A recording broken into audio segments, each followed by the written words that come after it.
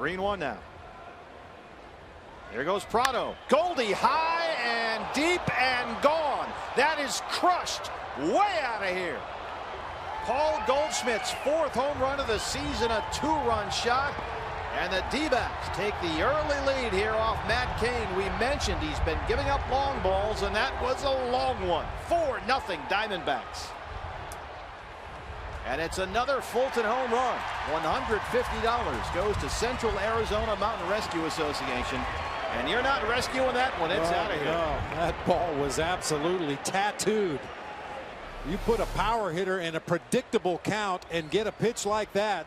This is what's going to happen more often than not. Fastball on the inside part of the plate in a fastball count to a fastball hitter, and he did not miss it.